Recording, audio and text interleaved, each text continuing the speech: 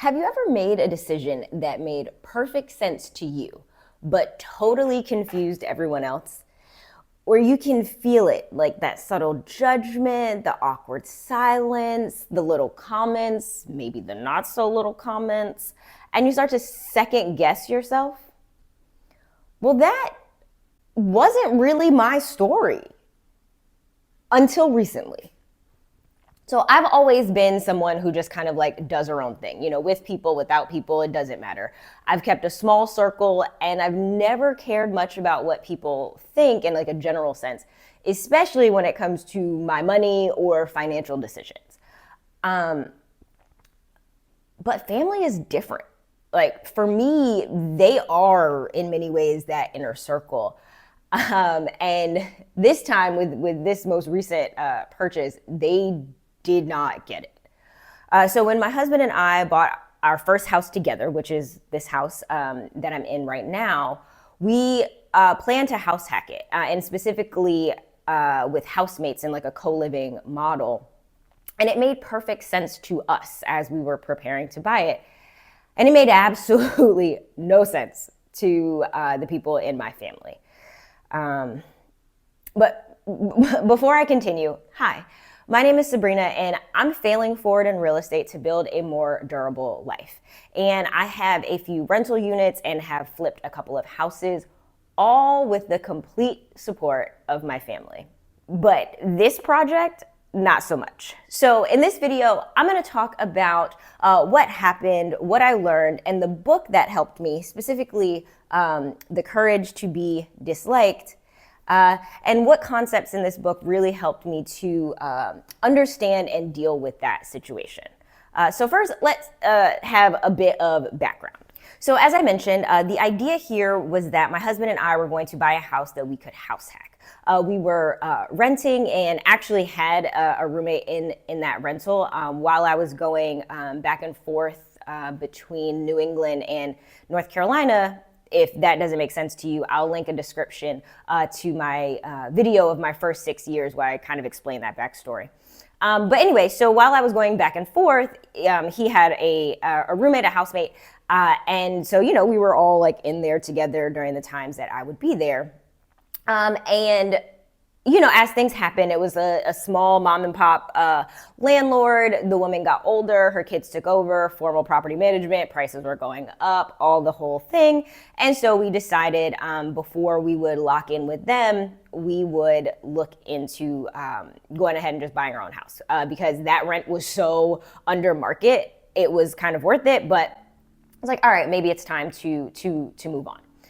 And so to us, because we've been doing this real estate thing and I've been kind of like leading this idea, but I wanted to have something that I could house hack again. Interest rates are up, the area is expensive, and so I wanted a way to, live affordably, build equity, but I also wanted I also wanted to experiment with co-living. It was a strategy that I was kind of interested in and have been like thinking about, but it's got a lot of moving parts. And I wanted to try it out in a way that we had much more control over, less opportunity for things to go like incredibly wrong, to figure out the process, iron out the details, and really decide if that was a strategy that we wanted to use going forward. But to my family, it was strange, right? I don't know. I really feel like there was like a lot of unmet expectations, perhaps. Like I said, I moved back down. Family was already kind of together. My husband and I got married, and then we bought this house together. And I think my family started having all these visions of like what it would be like to, both me and my sister having our houses down here and what gatherings would look like and how they would they started to almost like see themselves in my house. Like, I don't know how to describe it, where it was like, oh yeah, this room could be for this and this could be for that. And I was like, that is not why we bought this house, right? So Anyway, but the idea of living with housemates, the idea that this, general space would be shared, that we would have other people, strangers, living in our house was just an idea that was unfathomable. And they let me know it. And it wasn't that they were mad exactly. But there was this kind of disappointment, like I said, because of, I think, those unmet expectations and confusion around how someone could live this way. And it hurt more than I expected.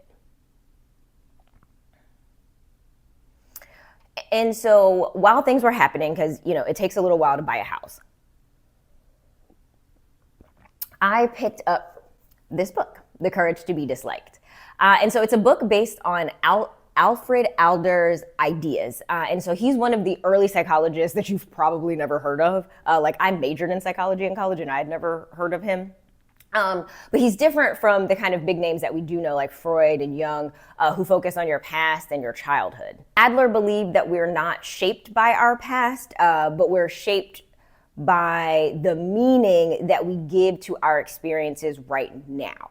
And so this book is written in a dialogue between a philosopher who is teaching Adler's ideas and a young man who's just generally frustrated with his life. And so through their conversations, the philosopher explains Adler's ideas and they kind of grapple with them and fight back and forth. But the core of this kind of philosophical, psychological framework is that all of the problems in life are interpersonal relationship problems. And you can be happy and free if you stop living for the approval of others. And so one of the big takeaways, the thing that really, really helped me is the idea of the separation of tasks. So actually, let me see.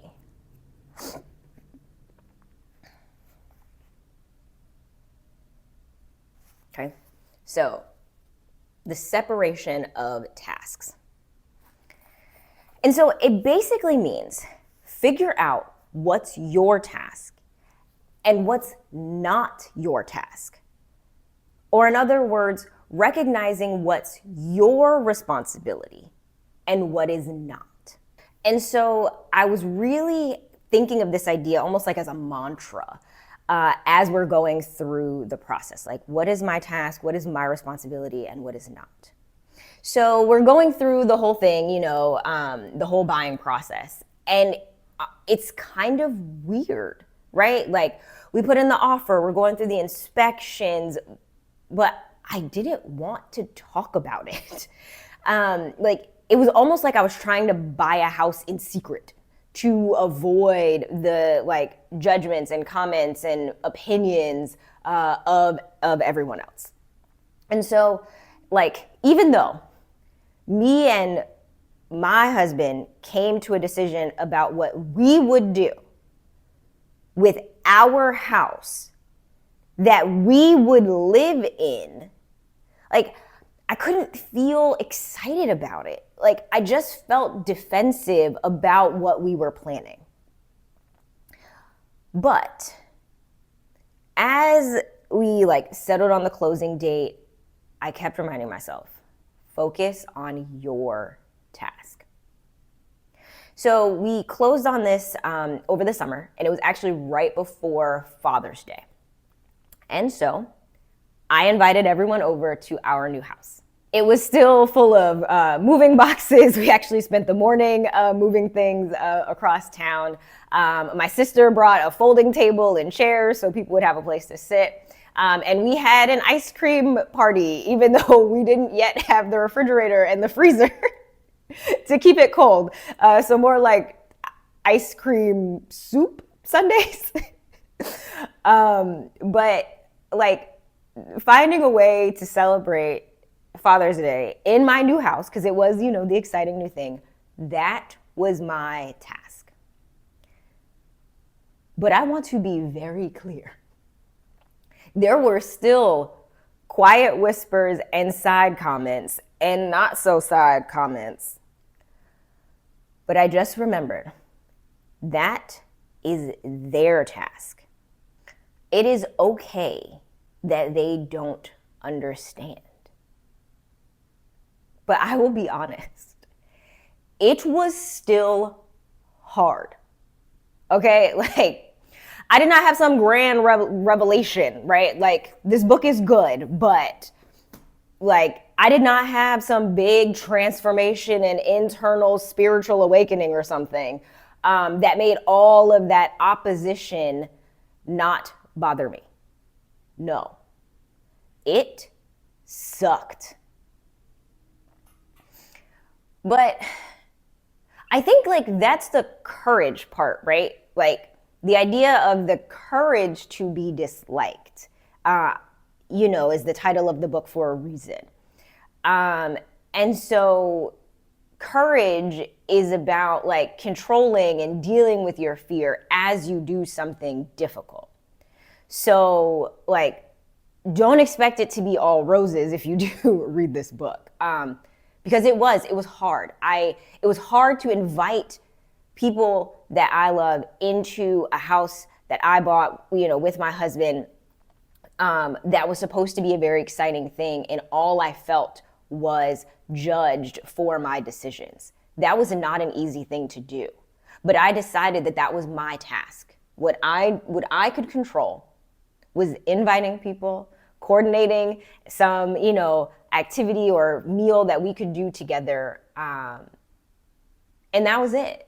And outside of that, like, it was my task. It's my task to make decisions that align with my values and goals. It's my task to make thoughtful decisions about my life, my home, my finances with my husband, right? And it's not my task to make my family agree with or understand those decisions. Like their task was to have their own feelings about it, right? Like their task is to manage their own expectations and to decide to, help or be encouraging or not. That's on them. And so let me know in the comments, have there ever been times when people didn't understand what you were doing in your real estate investing journey? Because I think, as we do things that are a bit different, it's likely to happen. So if that's happened to you, please let me know in the comments. So I guess I encourage you to check out this book because the idea of the separation of tasks was the thing that I really needed when I read it, but lots of really good pieces of wisdom. And I do think that it is a book that I will revisit multiple times because I think it's got a lot of lessons we probably need to remind ourselves of over and over, especially, as I said, as we walk a different path, perhaps, than the people around us. But if you're still here, perhaps you have the feeling that your desires and goals around money and wealth and real estate don't exactly align with the others in your life. And so you might want to watch this video next. See you in the next one.